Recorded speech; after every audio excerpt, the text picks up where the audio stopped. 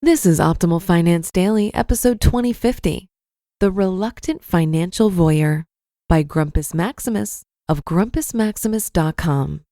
And I'm your host and personal finance enthusiast, Diana Merriam. Let's get right to today's post as we optimize your life.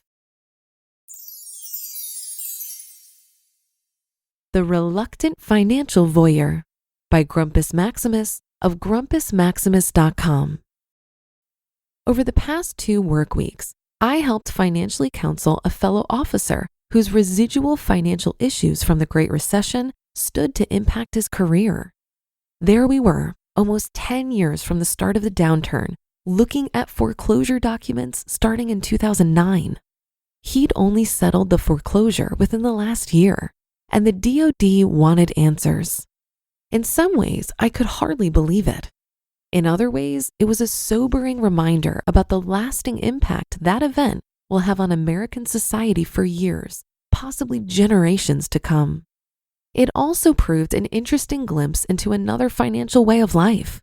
I found a life almost alien to mine because decades ago, my fellow officer chose to build wealth through rental properties. Despite my personal negative history with a 2004 property purchase, I hold no ill will for those who choose property investment as a method for building wealth. If it works out for them, that's great. However, my comrade in arms had specifically chosen a highly leveraged method for acquiring rental properties. As I questioned him on the simple details that he should have known from using this strategy, I quickly realized he lacked the acumen for it. My fears were not allayed when we looked into his family's monthly budget, or should I say, a lack thereof. For someone who chose a wealth-building strategy whose success hinged on an ability to pay multiple mortgages on multiple rental properties monthly, he had almost zero awareness of where his family's money went each month. Without trying to judge, it absolutely floored me. As the 5 readers of this blog will attest, I'm a big proponent of tracking your money no matter what, but even more so in a case like this. In truth, I felt bad for him. My coworker is not a bad person. He's one of the kindest, most willing to give people I've ever met in the military. However, he was floundering both financially and personally. Needless to say, many of our conversations centered around a need for a lifestyle change on a personal and familial level. Despite all of this, when my comrade added up assets and liabilities, his net worth was almost equal to mine. When added to his pending pension, that's no small amount. In many ways, it felt like Tweedledee and Tweedledum were sitting next to each other. The only major difference, and I remind myself of this humbly, is that my comrade's financial route led through the dangers of losing their career. Mine did not. Again, not judging, but I prefer my method. It suits my personality and lets me sleep at night. Other people have a different tolerance for risk than me. To each their own. Just make sure you got the cash when the heater and refrigerator break at 2 separate rental properties in the same week. If you don't, you're playing in the wrong league. Lessons learned. So, what's my point? I don't know exactly.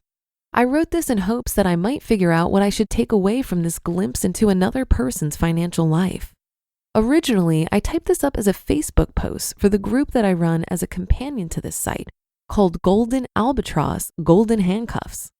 When I saw the length though, I decided to transfer it over to the blog instead. No use wasting some possibly insightful thoughts on the transient forum that is the Book of Face. I believe one point worth mentioning from this episode goes back to the Warren Buffett quote I used in a previous blog post. It was the quote about not needing to make too many correct financial decisions in life, as long as you don't make too many wrong ones. The saying seems true in my workmates' case, though they cut that line fairly close. It's definitely true in my case, for which I'm thankful. I think another item worth pointing out, again, is that you've got to have a plan for your money. Walking through life, acquiring property after property without understanding the amount of work and savings it takes to create wealth as a landlord is a bad plan. Scratch that. It's not even a plan. Admittedly, as life changes, so do plans. However, if you already have a financial plan, you at least have a clear understanding of the underlying financial issues when it comes time to change that plan. My coworker did not possess that understanding. It almost cost him his career. In the end, I think my workmate will be okay if he chooses to change his family's spending habits and sell some properties. Actually, they'll be more than okay if they make those changes. Despite the foreclosure, they got lucky, but only because the all-encompassing military bureaucracy forced an intervention. Had he been a civilian, right now he'd either be floundering or shelling out a lot of money to a good CPA and a shrink.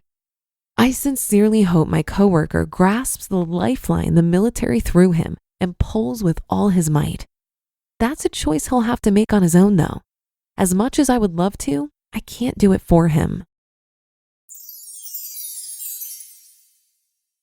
You just listened to the post titled The Reluctant Financial Voyeur by Grumpus Maximus of GrumpusMaximus.com.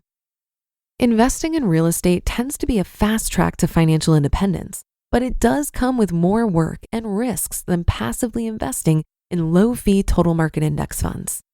Investing in the stock market has a much lower barrier of entry, and so if you're just getting started with investing, I would encourage you to start here. Contribute to your tax-advantaged retirement vehicles and get comfortable with investing consistently and paying yourself first. Build up your cash position and make a dent in your retirement savings, and then look to more advanced forms of investing. Again, this is just my personal opinion. Many people don't do it this way, but I consider real estate investing as a much more advanced type of investment. I know quite a bit about money management and investing, and I consider real estate investing beyond the scope of my comfort level right now. As I get more comfortable with different ways to invest, I may reconsider. But right now, my investing strategy consists of passively investing in the stock market and actively investing in my own business. If you're going to start investing in real estate, I think it helps to have a really strong cash position, as you're bound to make some incorrect assumptions when you're evaluating an investment property. If you play the numbers too close, when the unexpected inevitably occurs, you may not have the funds to navigate it well. Most people investing in real estate do it on leverage, or in other words, they're taking on debt or mortgages to buy investment properties. This adds a level of complexity because you need to ensure that your rental income covers the cost of the mortgage, property taxes, and insurance, plus maintenance and vacancies. If you're a new, inexperienced real estate investor, there's a strong likelihood that these costs could be higher than your estimates. So a strong cash position can certainly help in this situation. Then your incorrect assumptions become a learning experience rather than a disaster. And that will do it for today. Have a great day and rest of your weekend. Thank you for listening, and I'll be back in just a moment with our weekly bonus episode. So stay tuned for that, where your optimal life awaits.